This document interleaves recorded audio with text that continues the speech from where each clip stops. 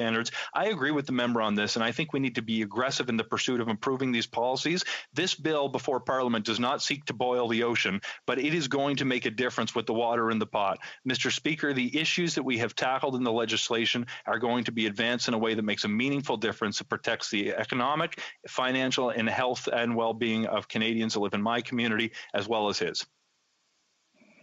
And with that, we'll wrap up this part of government orders for this portion of the day, and we'll go to statements by members. Déclaration de députés.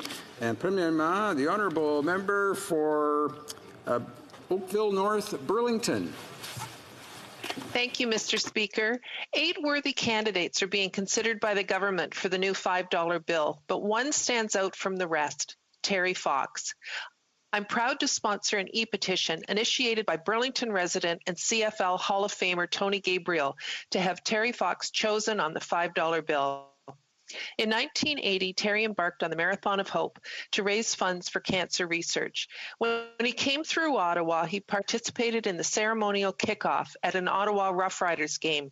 Tony told him, "There isn't one person on this team that could possibly physically do what you are doing," giving Terry an emotional lift.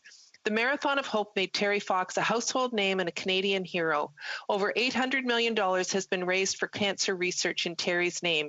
As Tony would say, let's get Terry in the end zone. It's time to put him on the 5. The honourable member for Caribou Prince George. Mr. Speaker, I rise today to celebrate and recognize an incredible constituent. For over 30 years, Jim Terrian has raised over $800,000 for the Terry Fox Foundation, and he's on track to reach his goal of $1 million for 2024. Mr. Speaker, Jim's extraordinary efforts began when his hero, Terry Fox, could no longer pursue his Marathon of Hope. Jim took up the cause, and in 1990, he walked across Canada to honor his hero. Along the way, he raised money for the Terry Fox Foundation, and he raised awareness for the deaf and hearing impaired Canadians. You see, Mr. Speaker, Jim was born without the ability to hear, but he's never let this challenge stop him from accomplishing great things for our community and for our country. Since then, Jim has continued Terry Fox's Marathon of Hope. Each year, Jim pays personal visit to every business and resident in Prince George and Northern BC to collect pledges for the Terry Fox Run. Just last year, Jim was awarded the BC Achievement Award to recognize his efforts. Jim's work has undoubtedly made a difference in the lives of Canadians all across our country. On behalf of our community, Jim, thank you for the 30 years of hard work and dedication to cancer research. And Jim, thank you for keeping Terry Fox's dream alive. You are a champion. L'honorable député d'Orléans. The honourable member for Orleans. Mr. Speaker. And from 9 other nations and open diplomacy, I took part in the creation of the 2020 Peace Policy Platform. Celle-ci a été présentée au Forum mondial. It was presented at the World Forum for Peace held in Caen, France on September 30th, 2020, which I attended virtually to represent Canada. Our 2-month-long work sessions emphasized the need for greater collaboration and cooperation between democracies. International institution, and despite coming from different backgrounds, we were united in our commitment to universal access to education, to fighting climate change, and mitigating their impacts on poverty. I was proud to bring the Canadian perspective. As elected officials, we must work with our legislative body in doing everything that we can to better our community. Only by working together may we ensure and protect the well-being each and everyone deserve. Merci. The honourable member for Laurentides-Labelle. Thank you, Mr. Speaker. On the occasion of the activities surrounding the 70th anniversary of the founding of École Saint-Eugène, an elementary school located in Mont-Laurier, I'd like to join in highlighting the work of all partners who made it possible to produce a review recounting the history of this important institution founded in 1950. I have wonderful memories of my years as a student there, especially because my father, Gaston Gaudreau, was principal during my last year. In addition to my personal experience at the school, I'd like to highlight a whole section of the history of education and the legacy left by the staff who've worked over the years to create a friendly environment that promotes student development. So I sincerely hope that this place of learning will endure and continue to offer quality education to future generations. Long live École Saint-Eugène in Mont-Laurier, a jewel in our region's institutional heritage crown. Thank you, Mr. Speaker. L'honorable député. The honourable member for Brome-Missisquoi. Thank you, Mr. Speaker. The pandemic is keeping us at home, but home isn't a safe place for everyone. For thousands of victims of domestic and family violence, COVID-19 has only made the situation worse. Last week, I was fortunate enough to host my colleague, the Minister for Women and Gender Equality, in Brome-Missisquoi to talk about this new reality. We met with many local stakeholders in order to hear from them and to discuss the challenges of daily life and ideas about how the government could better support them. I'd also like to acknowledge the presence of Ms. Cathy Sombret from Horizons for Her shelter and her contribution to the discussion. Her organization is an invaluable asset to our region. More than ever, the work done by shelters and transition houses is essential. Thank you to all the women's organizations in Brome-Missisquoi for their dedication. Catherine Kelladon. Mr. Speaker, Canada is home to over 1.3 million Indo-Canadians. Indo-Canadians have contributed enormously to the fabric of Canadian society. From local business owners, from farmers to academics, they enrich our communities with their hard work, their devotion, and their sense of community. In my own riding of Dufferin-Caledon, we have a growing and thriving Indo-Canadian community. Canada and India share strong and growing ties, in part because of our Indo-Canadian community. Mr. Speaker, today, the largest democracy in the world celebrates its 72nd Republic Day, a day that marks the birth of the Indian Republic. It is my great honor to stand here today in the House and wish a very happy India Republic Day on behalf of all of my Conservative colleagues. Mr. Speaker, please join me in wishing everyone of Indian ancestry a very happy India Republic Day. The honourable member for Don Valley West. Mr. Speaker, I'm pleased today to acknowledge the important work done in Don Valley West and many places by Business Improvement Areas, or BIAs, as they're commonly known. I especially want to commend 4 BIAs that are promoting local businesses and ensuring vibrant main streets in my community: Uptown Yonge, Mount Pleasant Village, Bayview Leaside, and Young Lawrence Village BIAs. These self-funded associations attract shoppers and clients, boosting the local economy. They ensure safe and attractive streetscapes, add color and beauty to our neighborhoods, and engage entertainers and artists at special seasonal events like Apple Fest, the Village Art Walk, the annual Harvest Fair, and the holiday tree lighting ceremony. During this difficult time, BIAs in Don Valley West have helped direct their members to federal COVID-19 assistance programs, boosted the profile of businesses, and strengthened ties within our local community. BIAs have stepped up for the businesses of Don Valley West. I commend them. I thank them for their work. I wish them the very best. The honourable member for Red Deer Mountain View. Mr. Speaker, the Liberal government's assault on hardworking families in the agriculture sector is reaching new heights. Last month, the Prime Minister announced an unprecedented increase in the carbon tax, resulting in farmers and ranchers losing tens of thousands of dollars in annual net income. Red Deer is one of Alberta's most important agricultural regions. With more than 9,000 farms in central Alberta, it's no exaggeration to say that agriculture forms the backbone of our economy. The Liberal government's carbon tax is having a devastating impact. What this Liberal government refuses to acknowledge is that the carbon tax has placed farmers and ranchers in a carbon tax trap. Farmers and ranchers don't have the ability to add the carbon tax to the price of their products. However, they are subject to paying this tax as it is levied by their input suppliers. And this is all before the Liberal government's newest tax, the Clean Fuel Standard, kicks in. Farmers and ranchers simply can't afford to keep paying the excessive cost of Liberal ineptitude. Thank you, Mr. Speaker. The Honourable Member for Nickel Belt. Merci, Monsieur le Président. Thank you, Mr. Speaker.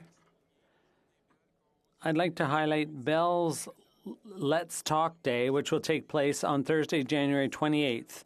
This day raises awareness and removes the stigma of mental health issues. We all have examples of friends, family members, neighbors, and sometimes even ourselves who've been affected by mental health disorders. It's very difficult for individuals to say they need help. In these uncertain times, it's more important than ever to take care of our mental health and to check in on those around us. Feeling of anxiety and worry can be normal. If you're struggling, please reach out for help. There are many resources available. Let's share, let us connect virtually, and keep moving forward on Bell Mental Health Day today, this week, and every day. Spread the word and make a positive change. I know the residents of Nickel Belt, Greater Sudbury are up for the challenge. Stay safe and take care of each other. Merci. Thank you, Miigwech. The Honourable Member for Charlesbourg, Haute-Saint-Charles.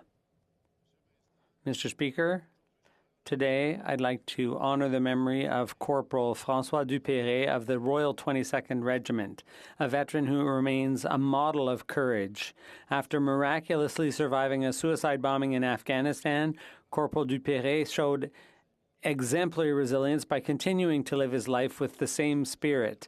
The price was heavy for him when he decided to stand between us and our enemies in Afghanistan. He lost an eye, a lung, and the use of a hand. Upon his return to Canada, he showed great resilience by enjoying life with all the scars he carried with him.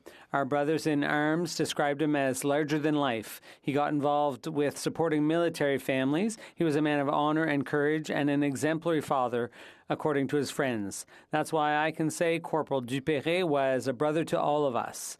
I rise here in the House to salute you, Corporal Dupéré, and to wish you a well-deserved rest.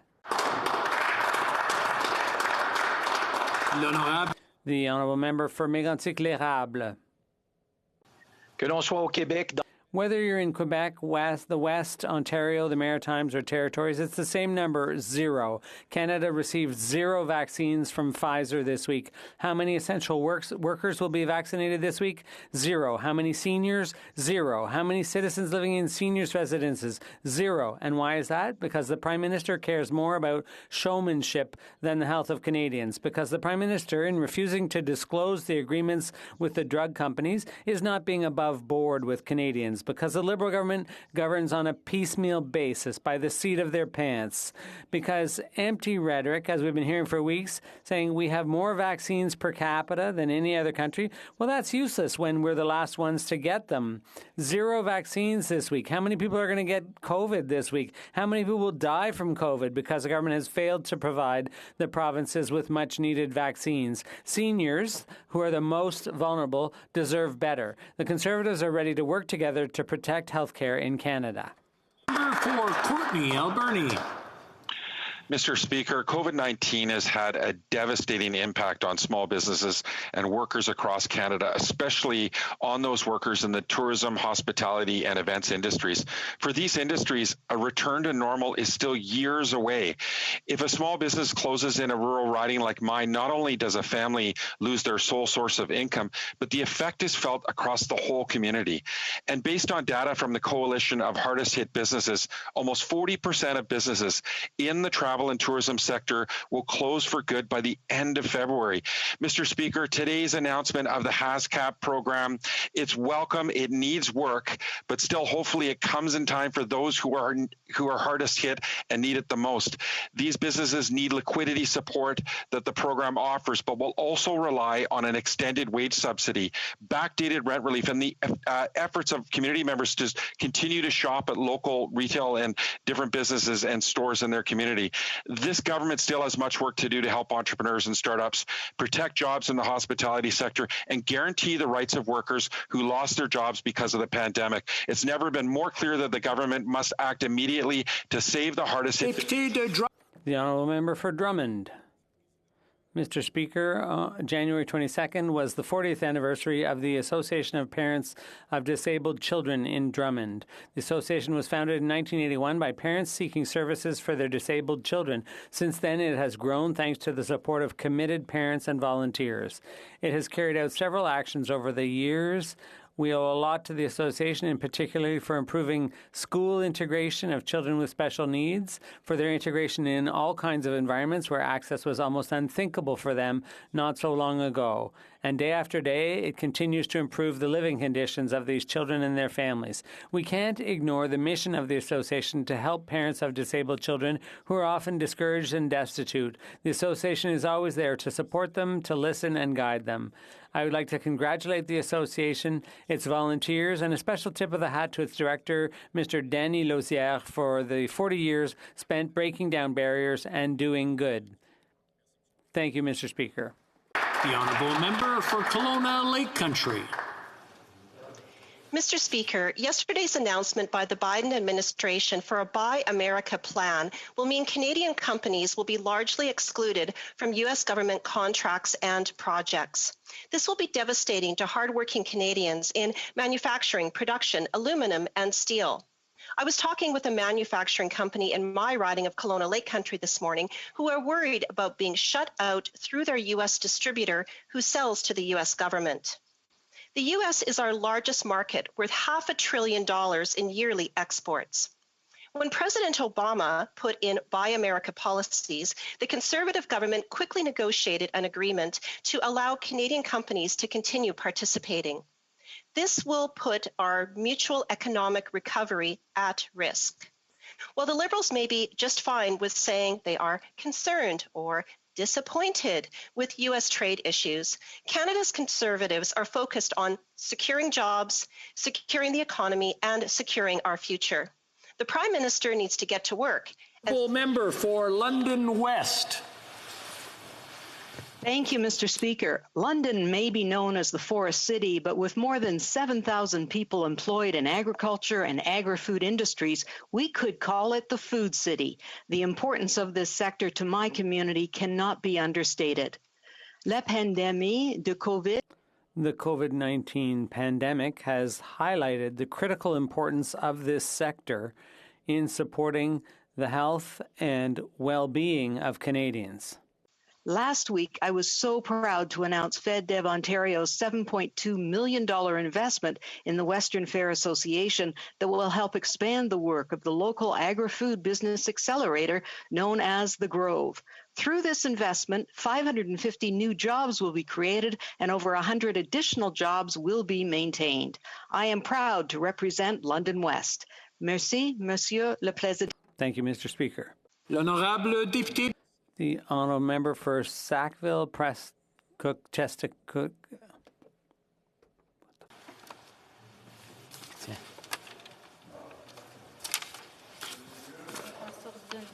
We've lost the connection? No, he's muted. He's on mute. Oh, vous êtes en sourdine. You're on mute.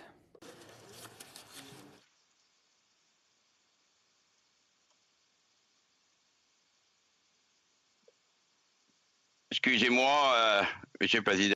My apologies, Mr. Speaker. Speaker, as we begin 2021, I would like to thank all those who work in public health across Nova Scotia and Canada for their heroic work over the past months. I would especially like to thank Dr. Strang, Robert Strang, Chief Medical Officer of Nova Scotia, who I am lucky enough to have as our constituents.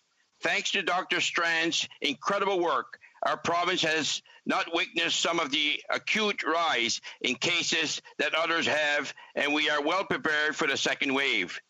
Day in, day out, Dr. Strang has gone beyond the call of duty. Recently, Dr. Strang visited the tree lighting in Fall River hosted by the local business association to spread some Christmas cheer and share tips on how to have a COVID-friendly holiday season.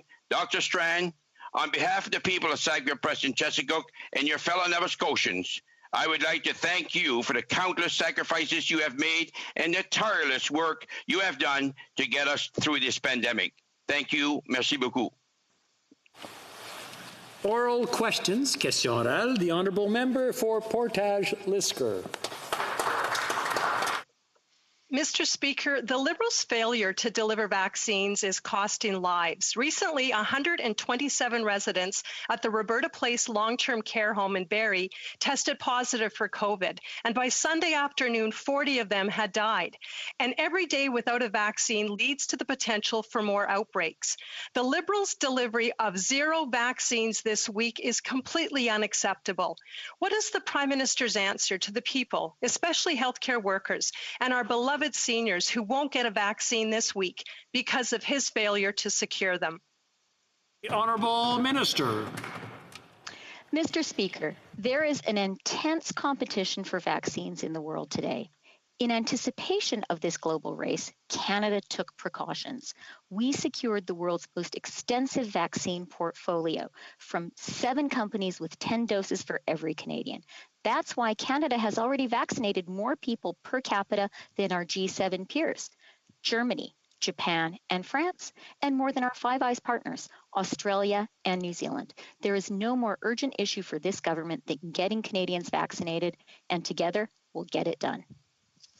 The Honourable Member for Portage-Lisker. Well, we've also just learned that over 335,000 surgeries have been canceled across the country over the last 4 months because of COVID. Life-saving surgeries for things like cancer and heart disease, or procedures to get people out of immense pain and suffering. The overall health cost to Canadians because of these cancellations could be catastrophic. A vaccine is needed now, not maybe, kinda, sorta, in 9 months. Again, why are Canadians getting 0 vaccines this week?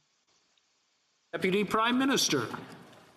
Mr. Speaker, there is no more urgent issue for our government and for Canadians than getting vaccines. That's why over the past few days, the Prime Minister has spoken with the CEOs of Pfizer, AstraZeneca, and Moderna. And let me remind Canadians, 1.1 million vaccines are already here.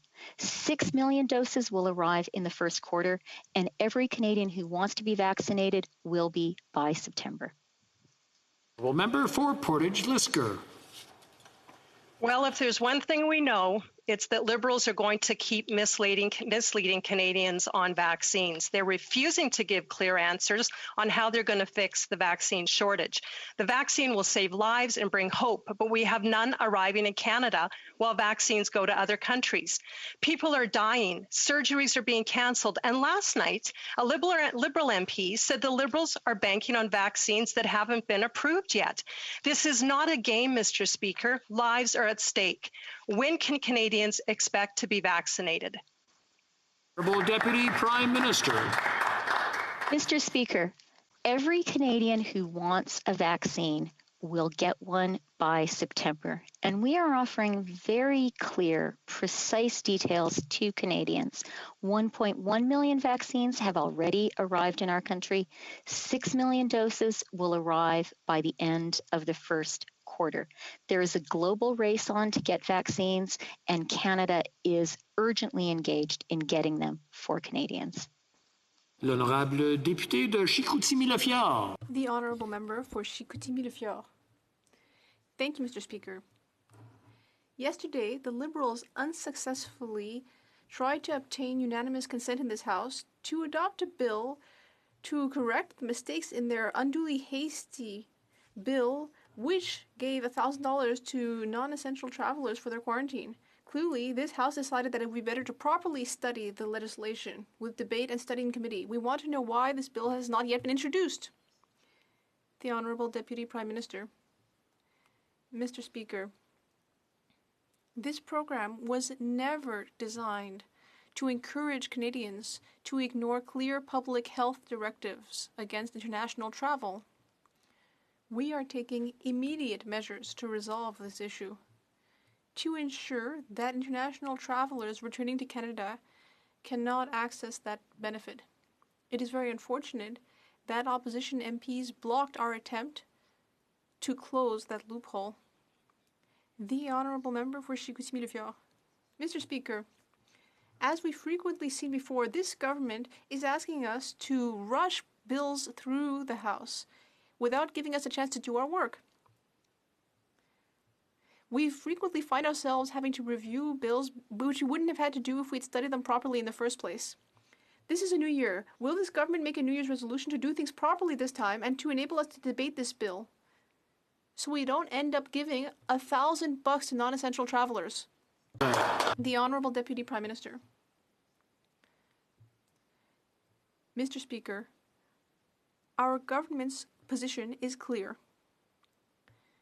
No one should be traveling abroad at this time. And our government's position on this loophole is equally clear. We want to close the loophole, and we want to do that now. It is truly unfortunate that opposition MPs do not agree. The Honourable Member for Belleuil-Chambly. Mr. Speaker. Mr. Speaker, once upon a time, this Deputy Prime Minister wouldn't have twisted the words of opposition MPs, who are simply saying that we should debate this bill.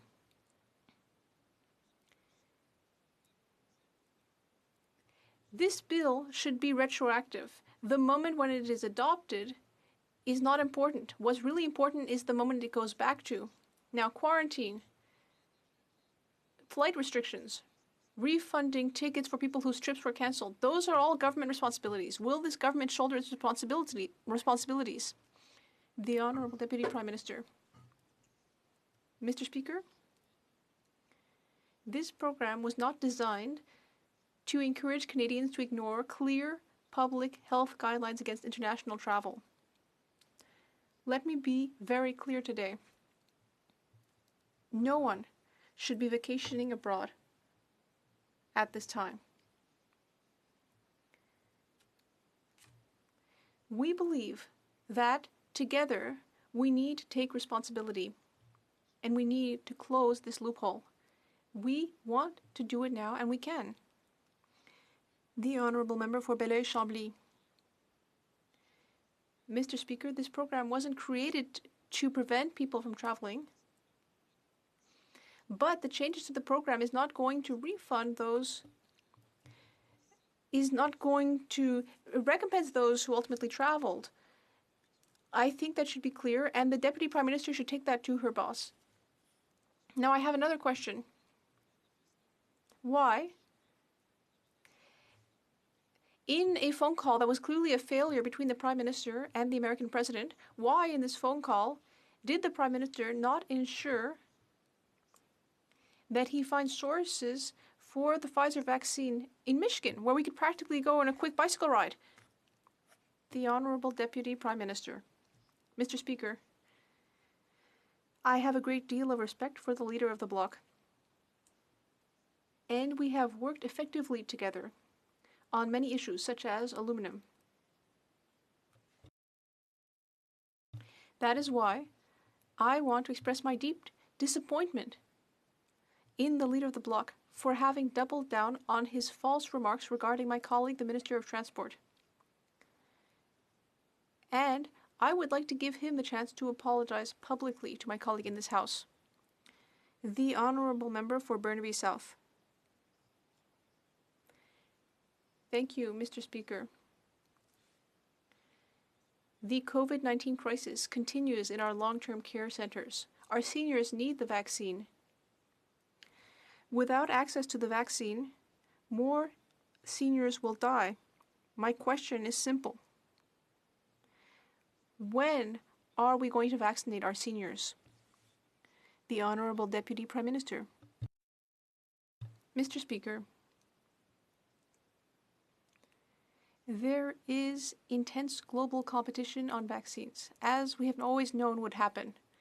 And that is why Canada has purchased the most varied vaccine portfolio in the world. With 10 doses per Canadian and 7 different vaccine companies, Canada has already vaccinated more people per capita than our peers in the G20 and the Five Eyes. Vaccines are a priority for our government. Burnaby South. Thank you, Mr. Speaker. Over 200 doctors are calling for urgent action in Ontario to address the crisis in long-term care exposed by COVID-19. They're calling for massive reforms, but in particular, they're also calling for removing profit from long-term care. Now, Revera is one of the largest for-profit providers of long-term care. It is owned by a federal agency. So will the Prime Minister take the first step in removing profit from long-term care by removing profit from Revera, by making it public, and saving lives? Well, Deputy Prime Minister. Mr. Speaker, let me start by saying that I share the member opposite's concern, his anguish over people in long-term care facilities, and I think this is a concern shared by all Canadians.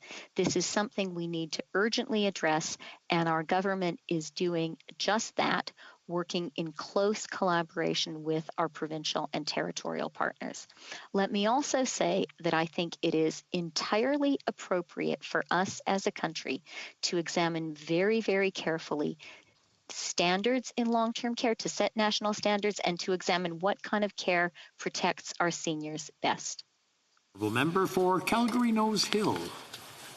A majority of the vaccines that the Liberals are banking on will be produced in Europe, but yesterday it was reported that the European Union is considering export bans to prioritize vaccines for their citizens. In spite of what the Prime Minister said this morning, it's not up to companies to determine this. It's up to EU officials, and they're talking about a ban. If the EU bans exports of vaccines, where will Canada get its supply from? Honourable Minister.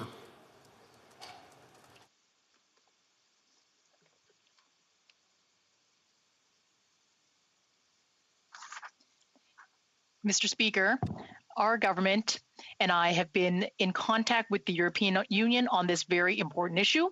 There is not a restriction on the export of vaccines to Canada. We are going to continue to work with the EU, just as we have throughout this pandemic, to make sure that our critical health and medical supply chains remain open and resilient. We share this urgency with Canadians to ensure life-saving vaccines get to Canada, and we're fully engaged to secure the continued deliveries of vaccines to Canada.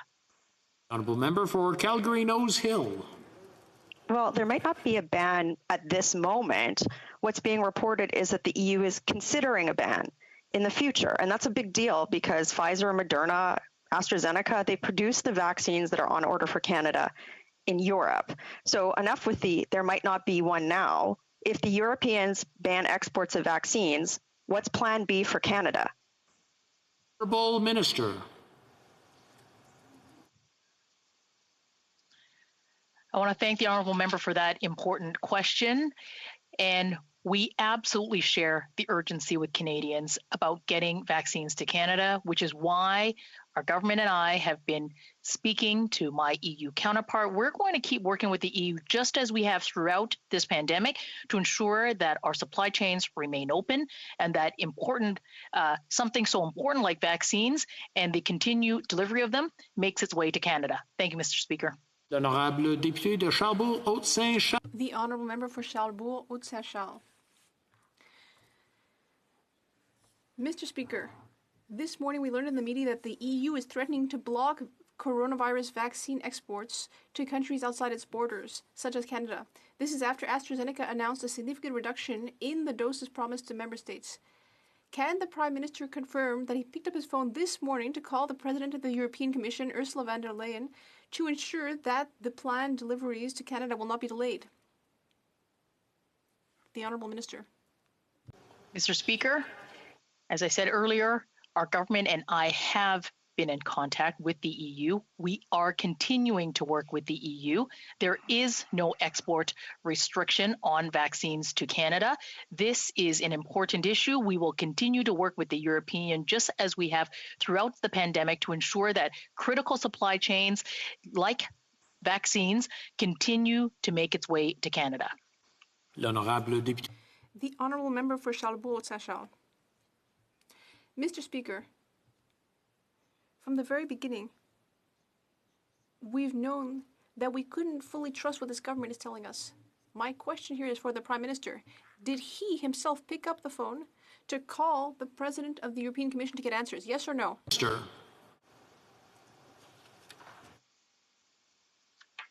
Mr. Speaker, I thank the honourable member for that question. Our government has been in contact with the EU, and we are working with the EU just as we have throughout this pandemic. It is important that supply chains continue to be resilient and continue to be open, and we understand and we share the urgency as with the honourable member about getting access to this life-saving vaccines to Canada as quick as possible, and we're fully engaged to ensure that we secure the continued deliveries of vaccines to Canada. The honourable member for Battleford's Lloydminster. Mr. Speaker, it is unacceptable that Canada is getting 0 doses of the Pfizer vaccine this week, not when other countries are not having their supply slashed to 0. It's Canadians who will pay for the delays caused by their poor planning and bad negotiations. And it is our seniors, those who care for them, and their families who will pay the highest price. Lives and livelihoods depend on the timely access of vaccines. Mr. Speaker, what is the government going to do to fix the vaccine shortage? Minister. Mr. Speaker, we've been very clear about our schedule of vaccine deliveries, and that schedule is the same. We will be receiving 6 million doses before the end of Q1, and we will be continuing to ramp up deliveries such that Canadians who want a vaccine will be able to access one by the end of September. This is information we've supplied consistently with Canadians, and this is information that we will continue to supply. The honourable member for Battleford's Lloydminster. Well, Mr. Speaker, we're getting 0 vaccines this week, and their plan is so clear that their own members can't make sense of it. The Prime Minister needs to come clean about why Canada's supply is being slashed more than other countries and how that's being addressed. If we aren't hitting our targets now, that offers Canadians little assurances going forward. We know that every delay has a cost for families who will lose loved ones, for the seniors facing isolation, and for the frontline workers who are just plain exhausted. Mr. Speaker, will the Prime Minister finally release the full details of the negotiated contracts? We know, Minister. Mr. Speaker, that 1.1 million doses of vaccines have already entered Canada, that number is among the best in the G20, that number will continue to ramp up to 6 million in the first quarter and continue right throughout the year so that all Canadians who wish to receive a vaccine by the end of September will be able to receive a vaccine. This is information that we've shared on numerous occasions through you, Mr. Speaker, to the opposition and through you to Canadians, and we will continue to do so. There is no greater priority for this government than ensuring the successful conclusion of a vaccine program for all Canadians. The Honourable Member for Pierre-Boucher, les Patriotes Verchères. Mr. Speaker, everyone is waiting for Ottawa to ban non-essential travel, to monitor quarantines, to close the borders and refund people who are cancelling trips. And yet this Prime Minister has the gall to hold a press conference to announce what? Nothing at all. It's ludicrous, Mr. Speaker. He got the media together and he didn't have anything to announce. Mr. Speaker, at this point, we can see that the Prime Minister is never going to show some level of responsibility. Quebec is now asking for the authority to punish those who are not respecting quarantine rules. Will this government at least let Quebec take action? The Honourable Minister.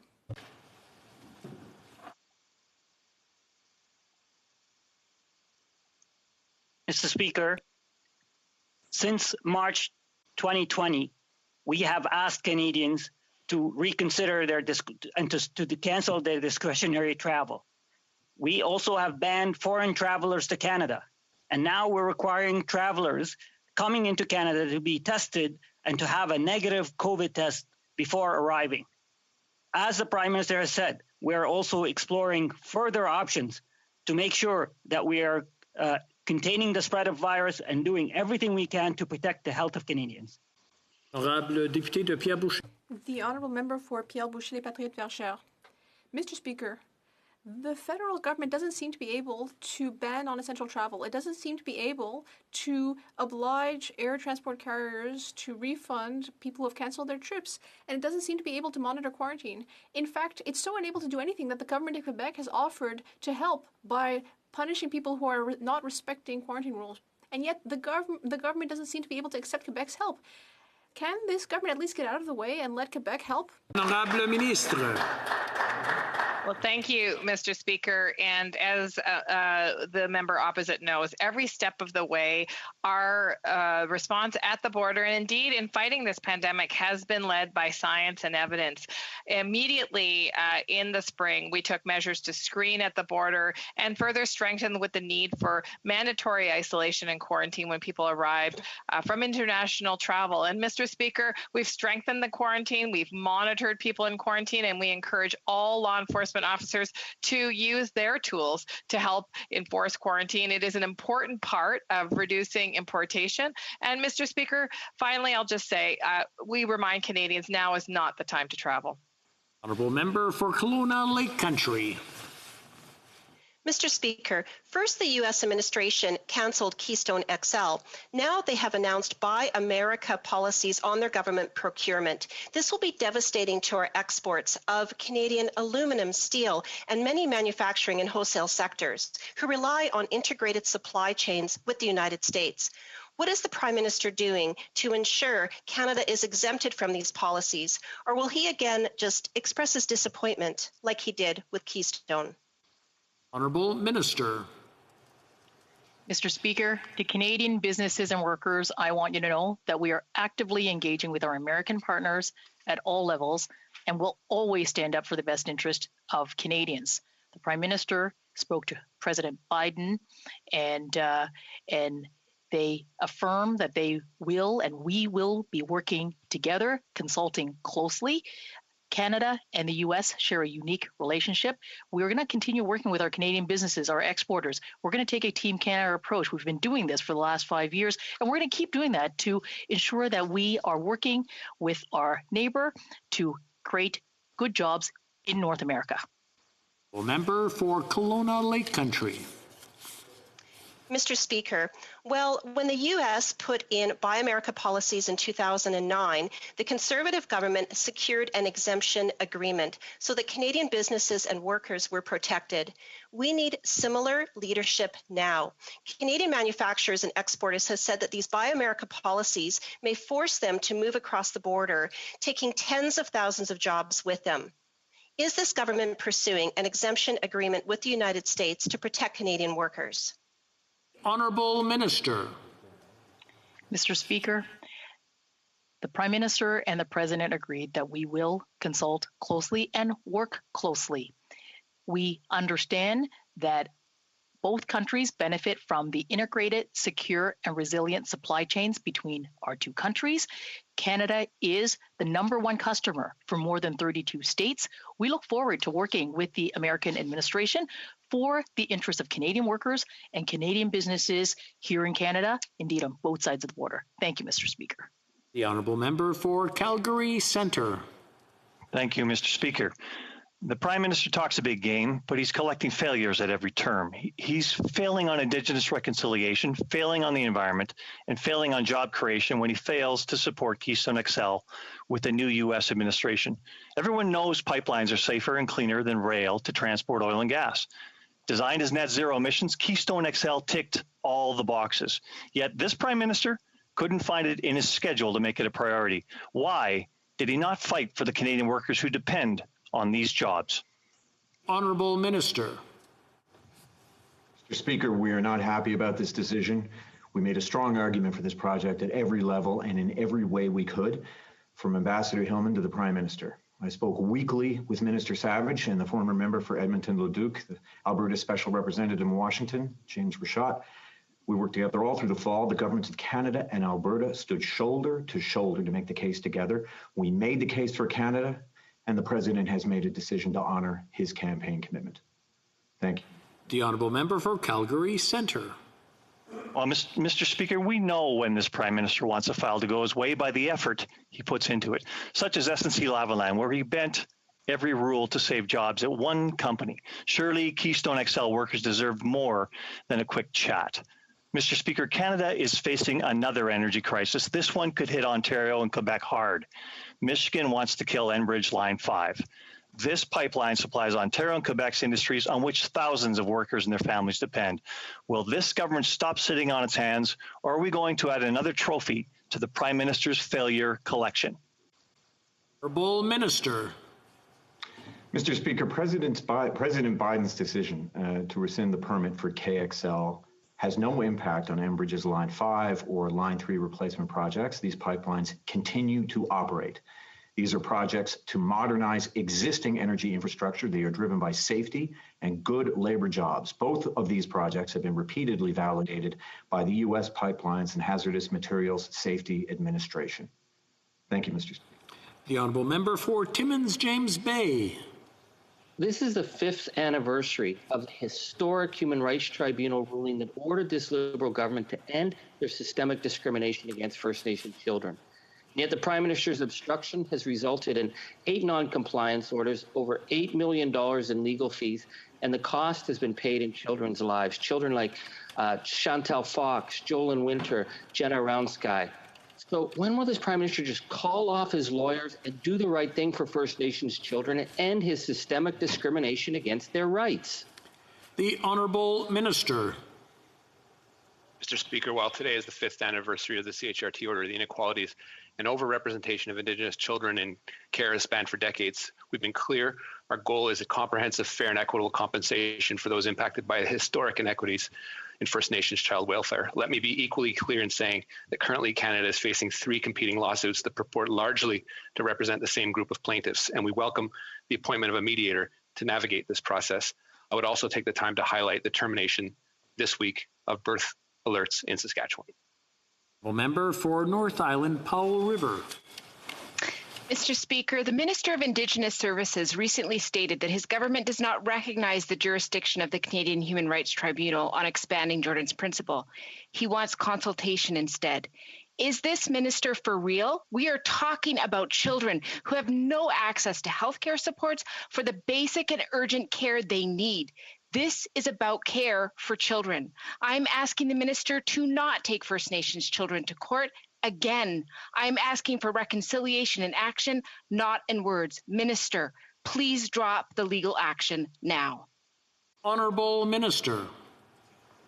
Thank you, Mr. Speaker, and I would highlight for the member opposite the 800,000 supports that Indigenous Services Canada has provided since 2016 in implementing these orders. The appeal of the particular order that the member is referencing will in no way prejudice Indigenous children. We will implement every single aspect of that order, regardless of the outcome. It is part of the competing 3 lawsuits that this government is facing, purporting to affect the same group of plaintiffs, and we welcome the appointment of the mediator to navigate through this process.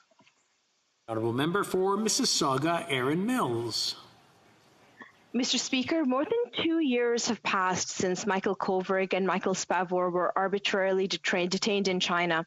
The former Minister of Foreign Affairs was right when he said that on the 2nd anniversary of their detention, that these are 2 years that have been stolen from them.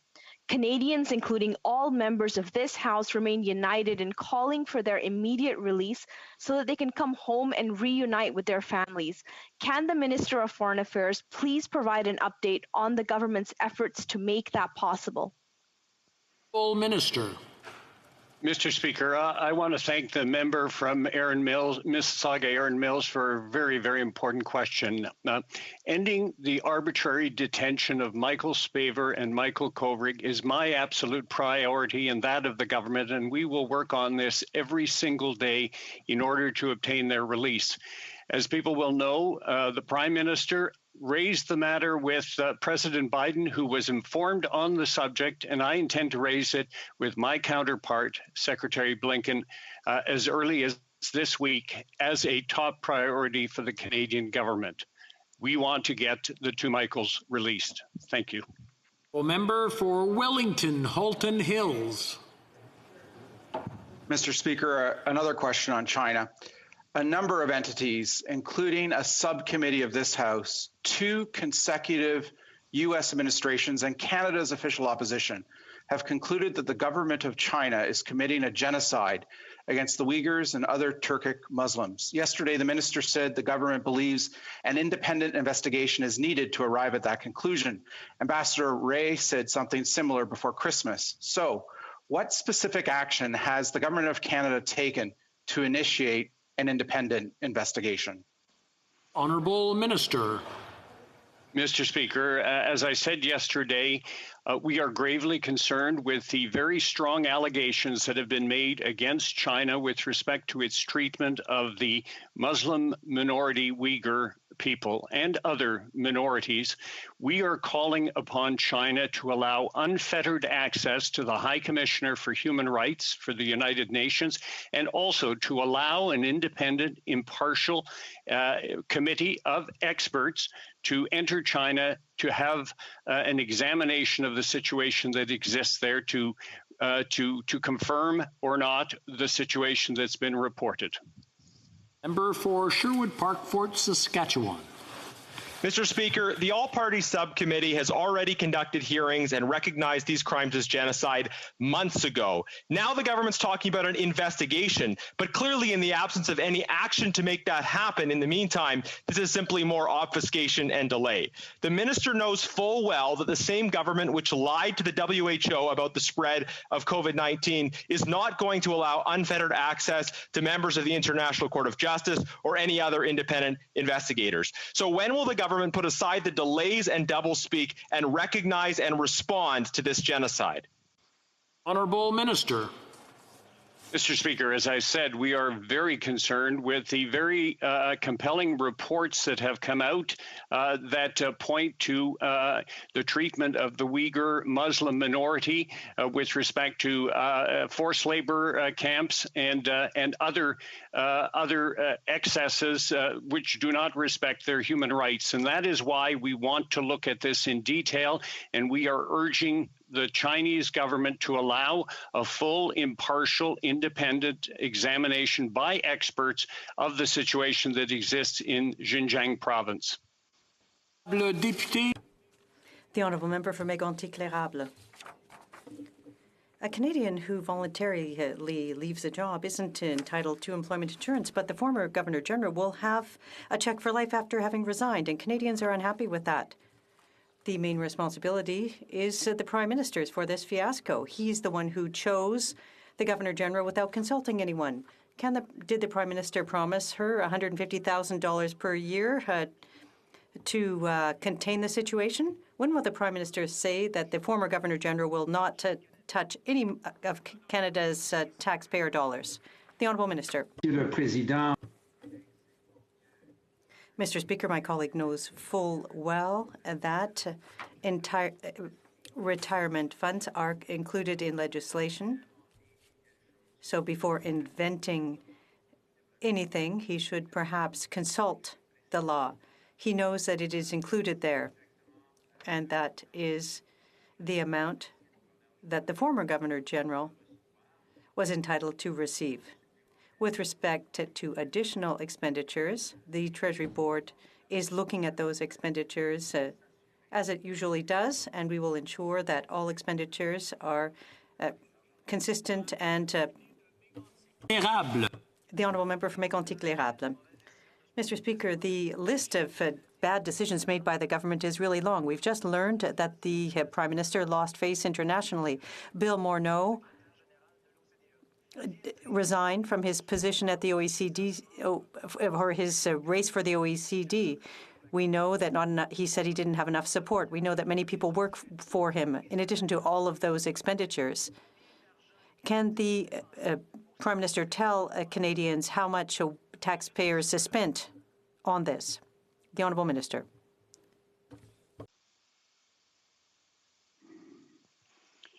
Monsieur le Président, nous avons été Mr. Speaker, we were disappointed to see that Bill Morneau didn't get enough support to become the next Secretary General for the OECD. We felt that Bill Morneau was the ideal candidate for the job in these difficult times. We want to thank Mr. Morneau for his dedication and his campaign, but also for everything that he did to improve the quality of life for Canadians. Although this isn't the outcome we'd hoped for, we will be working with the next Secretary General for the OECD, who will be chosen by its members. The Honourable Member for Saint-Hyacinthe-Bagotte. Mr. Speaker, Pfizer in Europe can't deliver a single dose of vaccine to Canada. No problem, we should be able to turn to Pfizer in the U.S., but we can't. We can't because the Trump administration has decreed that Pfizer has to vaccinate Americans first and foremost before exporting any doses. But there's a new president in the U.S., and the Prime Minister talked to him. He talked to him last Friday. Did the Prime Minister ask Joe Biden for an exemption for Canada, at least for the time during which Pfizer is paralyzed in Europe? The Honourable Minister. Mr. Speaker, as we've repeated on several occasions, has said, we have the most diversified vaccine portfolio. We have reached agreements with Pfizer. Yes, we are waiting for 4 million doses from Pfizer in the first quarter. And that number will increase throughout 2021. As a result, all Canadians who wish to be vaccinated will be able to be so by the end of September. That remains the case, and I want to reassure the member, as well as all Canadians, of that. The Honourable Member for Saint-Hyacinthe-Bagotte. Mr. Speaker, the United States is our best trading partner.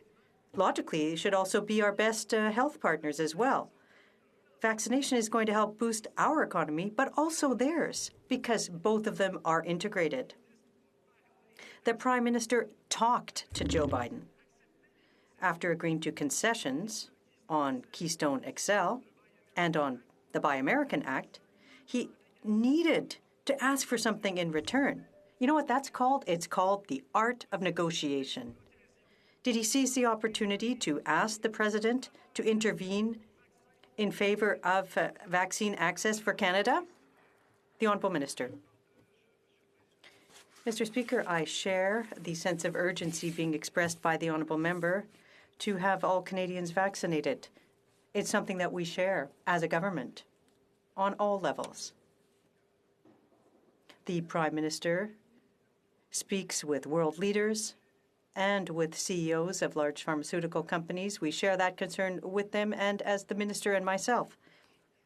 Every day we get down to work for Canadians, and all Canadians who wish to be vaccinated will be able to do so by the end of September. For South Surrey, White Rock. Mr. Speaker, it has been 1 year since the senseless preventable death of 22-year-old Marilyn Levesque in Quebec City by a convicted murderer who had brutally killed his wife, yet was out on day parole so he could satisfy his, quote, sexual needs, end quote. We now know from a report released last week by correctional and parole officials that there were warning signs that were missed in this case. Does the Prime Minister accept responsibility for the failures of correctional services in the tragic death of Marilyn Levesque? Minister.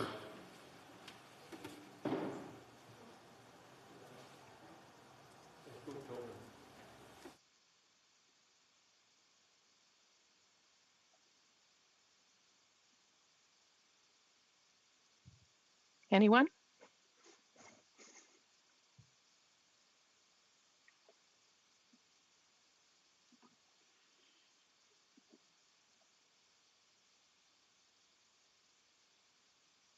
Mr. Speaker. Monsieur le Président, il y a actuellement des difficultés techniques auprès de... There are currently technical difficulties preventing our colleague from answering. He will have to answer the question later. I think that he is perhaps ready. You both started at the same time. We'll go to the Minister of Justice. I'm not sure if he would like to hear the question again. No? All right. On va la répondre après. Inaudible. OK, c'est bon. Une fois qu'on a résolu le problème technique. Well, once the technical issue is resolved, we'll go back to him for the answer then. Mr. Speaker, this Liberal government likes to make hurried announcements and then take their slow time implementing critical support programs such as the highly affected sector credit availability program. Hardest hit businesses, especially those in Canada's travel and tourism industry, are relying on HoC, which was announced nearly 2 months ago. Just moments ago, we found out that applications for HoC will finally open on February 1st. Will the Prime Minister and this government apologize to those who have been hardest hit for taking their time to implement this much-needed program? Good question. Minister. Mr. Speaker, I share the concerns that the honourable member has for our businesses across Canada, particularly those that have been so hard hit because of the pandemic.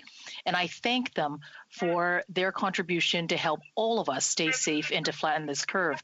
This much needed program is another lifeline to help our businesses get loans 100% guaranteed between $25,000 to $1 million and up to $6.25 million for those that have multiple locations. I look forward to continuing to working with our businesses so that they get the help that they need through this very difficult time to the other side of COVID-19. Honorable député de Bellechasse. The Honourable Member for Bellechasse-les-Etchemins-Lévis. Well, thank you, Mr. Speaker. Shouldn't be paying billions to subsidize cruise ship repairs. Alors qu'ils font.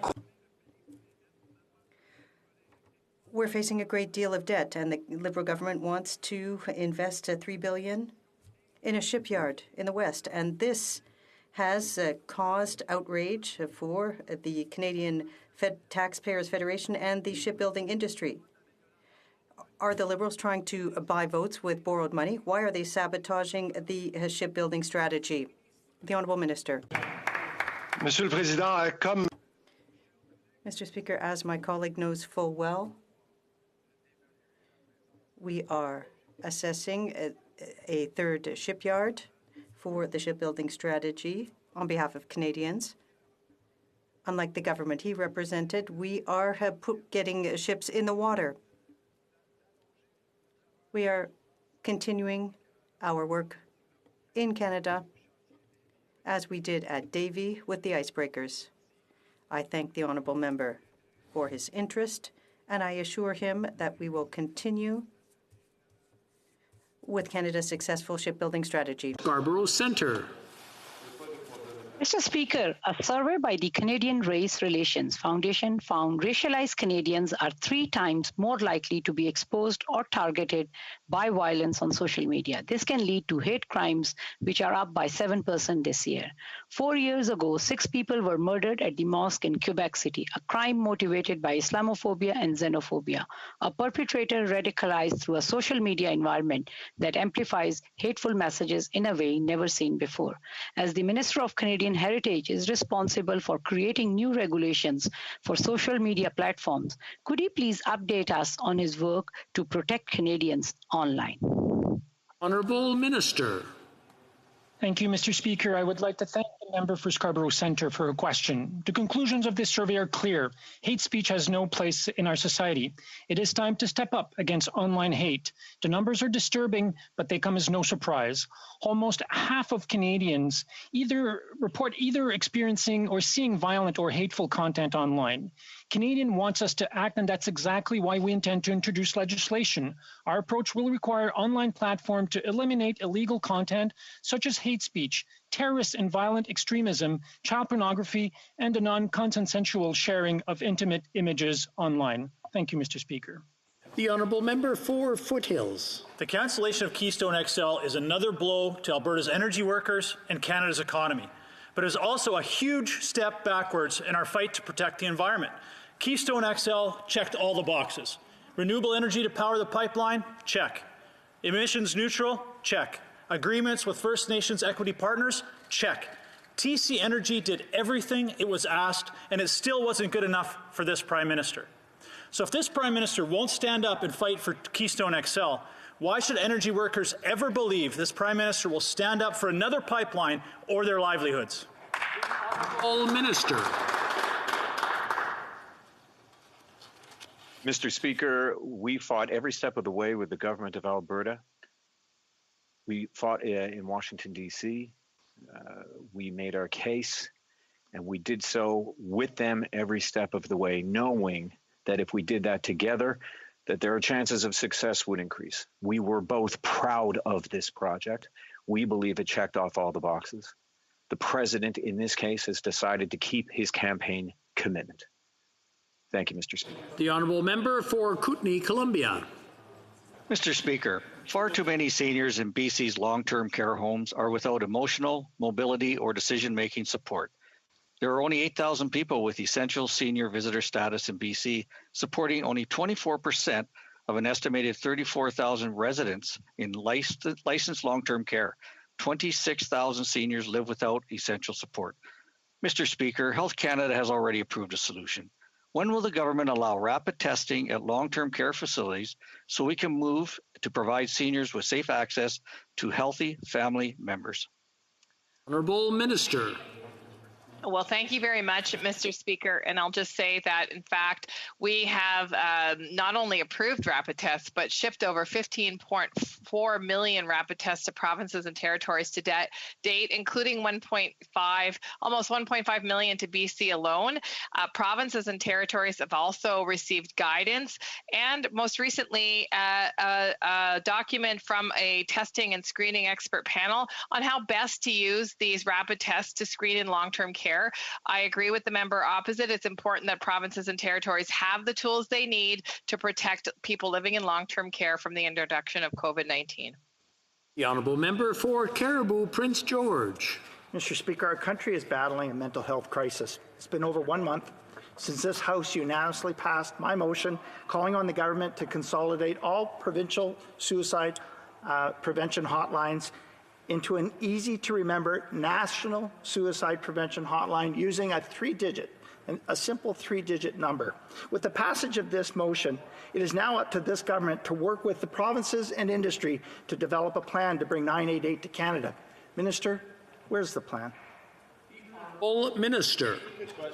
Well, thank you very much, Mr. Speaker, and I thank the member for his constant advocacy for mental health supports. I will remind all Canadians that we do have wellnesstogether.ca. It is an online portal that is available in both official languages and translation into 60 so that people can get immediate mental health and substance use supports no matter where they live in this country.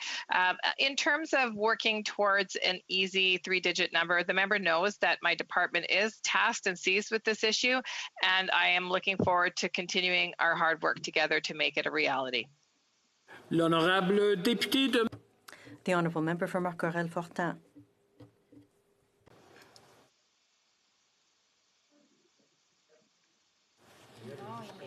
Oh, on a des problèmes. There appear to be technical problems again today. OK, alors on va essayer encore. We'll try again.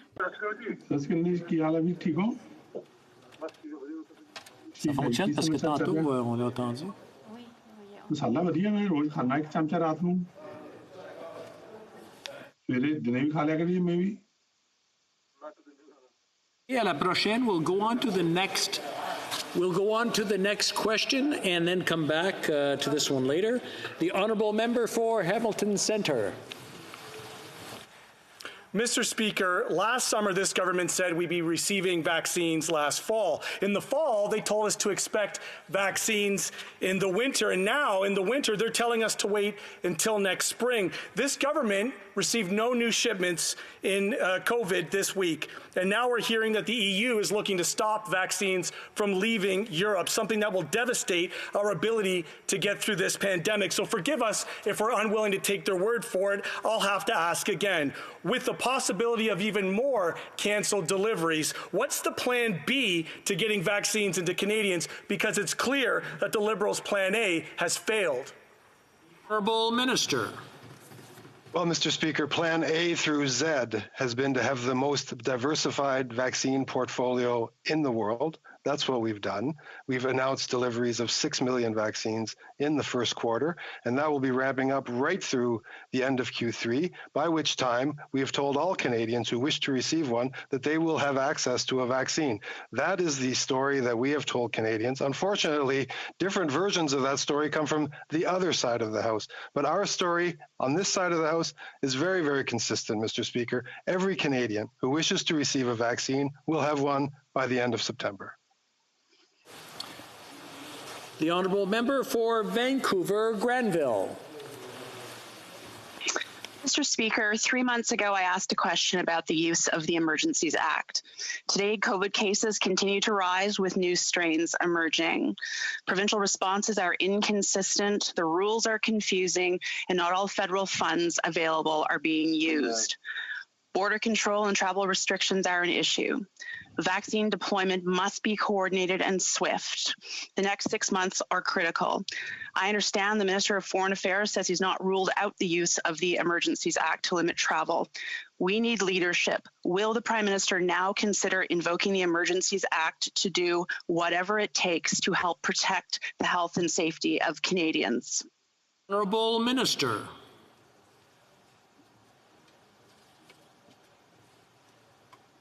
Mr. Speaker, I thank my honourable colleague for her question. As she very well knows, there are a number of different requirements that go along with the Emergencies Act. We are obviously looking at all options, as the Minister of Foreign Affairs has said publicly, in response to this crisis. Mr. Speaker, from the beginning of this crisis, we have focused on listening to our health experts, working hand in hand with them and hand in hand with the provinces, as well as municipalities, as well as Indigenous leadership, in order to make sure that we fully attack every element of this crisis. The Emergencies Act is one option, Mr. Speaker, which has possibilities, but we are looking at all possibilities, Mr. Speaker, in order to serve Canadians. Okay, we had a little bit of a hiccup. What we're going to do is give it another shot. The Honourable Member for South Surrey White Rock, if she can ask her question again, and hopefully we can connect with the appropriate minister. Thank you, Mr. Speaker, for giving me the chance to say my question again. Thank you. So it has been a year since the senseless, preventable murder of 22-year-old Marilyn Levesque in Quebec City by a convicted murderer who had brutally killed his wife, yet was out on day parole so he could satisfy his, quote, sexual needs, end quote. We now know from a report released last week by corrections and parole officers that warning signs were missed in this case. Does the Prime Minister accept responsibility for the failures of correctional services to prevent the tragic death of Marilyn Levesque? Honourable Minister.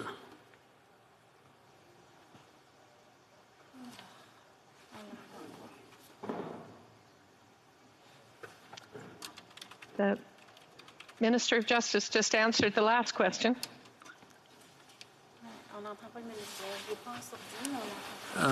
The Honourable Minister, I'm just going to try my technical background here.